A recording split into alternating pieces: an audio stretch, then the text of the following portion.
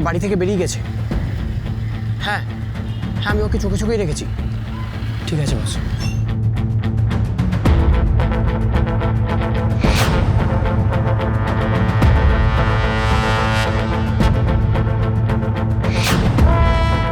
আরে কোথায় চলে গেল?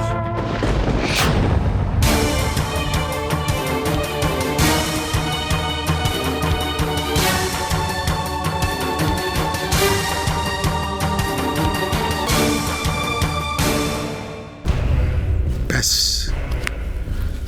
আর কোনো চিন্তা নেই। এখন থেকে আমার একটা লোক সব সময় ইরাবতীর উপর নজর রাখবে। তারপর সুযোগ বুঝে টুক করে আসল কাজটা করে ফেলতে হবে।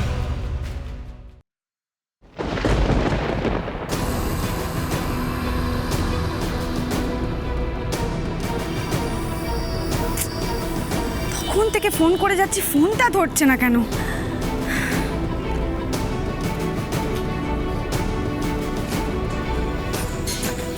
কেন জানি না মনে হচ্ছে কেউ আমাকে ফলো করছে। সত্যি কি তাই না আমি ভুল দেখছি, কে জানে।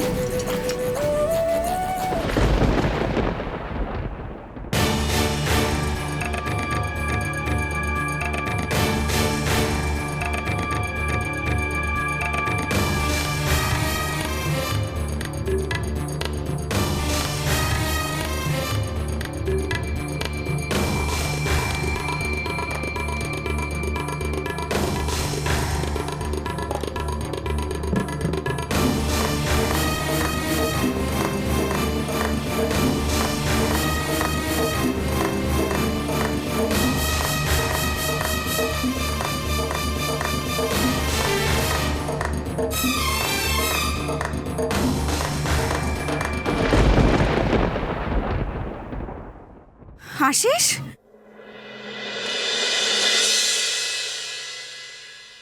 ইরা দিদি, কি হয়েছে? আরে আর বলিস না, এদিকে একটা লোক, এই লোকটা সেই তখন থেকে আমাকে ফলো করে যাচ্ছে রে। ফলো করছে? আরে বলিস না, আমি দৌড়াচ্ছি, ও দৌড়াচ্ছে, দেখ কেমন ভাবে আসছে। এই ব্যাগটা ধরো। দাদা, আপনি ফলো করছিলেন? আমি তো ওনাকে দাঁড়াতে বলেছিলাম, উনি তো ছুটতে শুরু করলেন। ম্যাডাম, আপনার ব্যাগ থেকে এই ওষুধের শিশিটা পড়ে গিয়েছিল। আমি ভাবলাম জরুরি, তাই ছুটে ছুটে দিতে এসছি। কিন্তু আপনি এত ভয় পেয়ে গেলেন। ও এটা পড়ে গেছিল ব্যাগ থেকে, আমি একদম খেয়াল করিনি। থ্যাংক ইউ দাদা, এটা খুব দরকারি, থ্যাংক ইউ সো মাচ। না ঠিক আছে ঠিক আছে। Thank you. ইরা দিদি, তোমাকে খুব টেনসড মনে হচ্ছে, খুব ভয় পেয়ে গেছো। কি হয়েছে বলো তো? আমাকে হঠাৎ এখানে ডেকে পাঠালে। সব ঠিক আছে তো? আমি একটা খুব বড় প্রবলেমে পড়েছি আশিস, আর সেটা থেকে একমাত্র তুই আমাকে বের করতে পারিস। কি হয়েছে বলো? শোনো রানা, ইরাবতী কিন্তু যে সে মেয়ে নয়, ওকে? ও যা মনে করবে সেটাই করতে পারে। ও কিন্তু প্রচুর বুদ্ধি ধরে। কি আশ্চর্য! তোমার কি মনে হচ্ছে আমি বুদ্ধি ধরি না? কিন্তু আমার মনে হচ্ছে এই ব্যাপারে ও তোমাকে টপকে যাবে।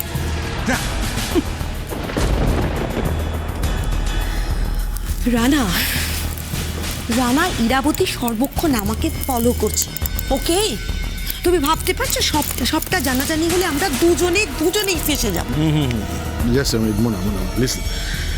আমার মনে হচ্ছে তোমার কোথাও একটা ভুল হচ্ছে।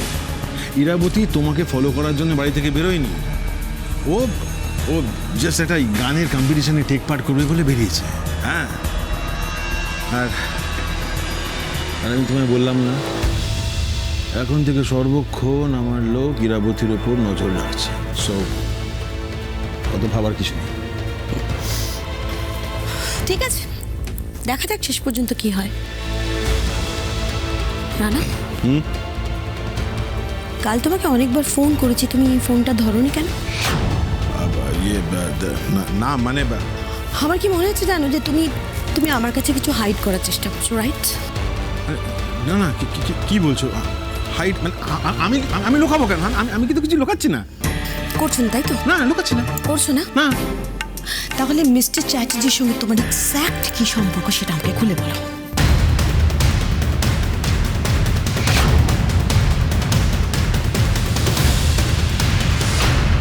শুধুমাত্র বাবার জীবনের ব্যাপার বলে আমি এরমভাবে ছুটে ছুটে এলাম, কিন্তু জানিস তো আমার খালি মনে হচ্ছিল কেউ না আমাকে ফলো করছে। সে কি কে তোমায় ফলো করবে? আচ্ছা ঠিক আছে, চলো আমরা ওদিকটা গিয়ে দাঁড়াই, চলো। হ্যাঁ চল।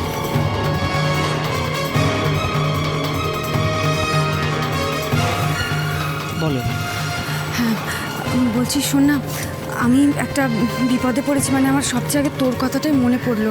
আসলে তুই একটা বড় ল্যাবে তো এখন কাজ করিস, তো আমি না মানে আমি জানি তুই খুব ব্যস্ত এখন। আমি কিছু ব্যস্ত না, তুমি বলো কি দরকার।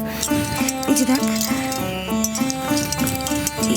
এই বাক্সটাতে একটা মিষ্টি আছে, মানে আমি জানতে চাইছি এই মিষ্টিটার মধ্যে কিছু মেশানো আছে কিনা। তুই একটু যদি তোর ল্যাবে টেস্ট করে আমাকে বলতে পারিস। ইরা দিদি, আমাদের তো প্রাইভেট কাজ করা অ্যালাউ না। ও তাহলে তো কিন্তু আমি কি এটা বললাম যে আমি এই কাজটা করতে পারবো না? হীরা দিদি, তুমি না থাকলে আমি ক্লাস 12ও পাস করতে পারতাম না, আর তুমি পড়াশুনো করিয়েছিলে বলেই তো আজকে এই চাকরিটা করতে পারছি। এইটুকু আমি তোমার জন্য করতেই পারি। তোমার কোনো চিন্তা নেই, আমি যত তাড়াতাড়ি সম্ভব এই মিষ্টিটাকে ল্যাবে পাঠাচ্ছি, আর তারপরে জেনে তোমাকে জানাচ্ছি যে এই মিষ্টিতে কিছু মেশানো আছে কিনা। ঠিক আছে। আশিস, এটা নে, এটা হলো ওই ওষুধের স্যাম্পেলের শিশি। আচ্ছা ইরা দিদি, তুমি কি কাউকে সন্দেহ করছো?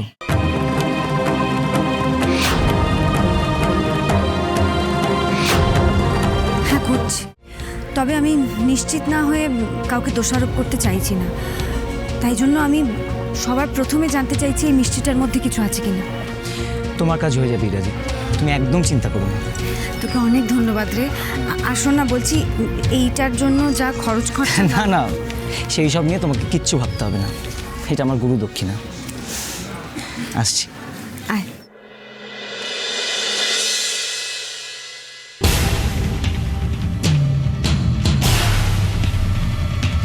আরে ওই তো মেয়েটা।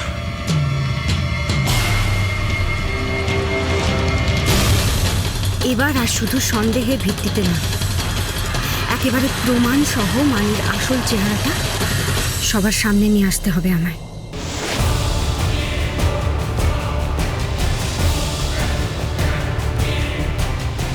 আমি থাকতে বাবা আর মিস্টার চ্যাটার্জির কোনো ক্ষতি আমি মানিকে করতে দেব না। আর বাবার ভাইয়ের সাথে মানির কোনো সম্পর্ক আছে কিনা সেটাও জানার উপায় বোধহয় এটাই।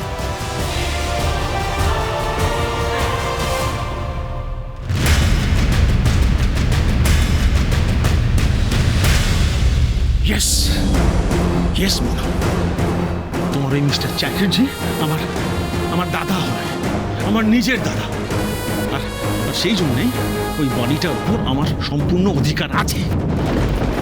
ও তার মানে তুমি সবটা জানতে, সবটা জেনে শুনে তুমি আমাকে। ইয়েস ইয়েস মাই ডার্লিং, আমি সবটা জানতাম, আর এটা আমার অনেক দিনের পুরনো প্ল্যান। ইনফ্যাক্ট তুমি জানো, আমি ঠিক যেদিন শুনলাম যে তুমি ওই ফ্যামিলিতে গভর্নেন্স হয়ে ঢুকেছ, মনে মনে বিশ্বাস করতে শুরু করলাম যে ভগবান আছে, ভগবান আছে, আর উনি ইচ্ছে করে আমাকে হেল্প করছে, উনি এই যোগসূত্রগুলো মিলিয়ে দিচ্ছেন। বাট মিস্টার চ্যাটার্জির ওপর তোমার এত কিসের রাগ রানা? তোমায় বললাম না, শুনতে পেলে না? তোমার মিস্টার চ্যাটার্জি আমার দাদা হয়, নিজের দাদা। হ্যাঁ ঠিক আছে, আমি মানছি যে আমাকে আমার বাবা ত্যায্য পুত্র করেছিল, বাট সো হোয়াট? আমার নিজের দাদা চাইলে আমাকে আবার সবকিছু ফিরে দিতে পারলো না? পারতো তো, কিন্তু না, উনি সেটা করেননি, আর সেটাই ওনার জীবনের সব থেকে বড় ভুল। চুপ কথা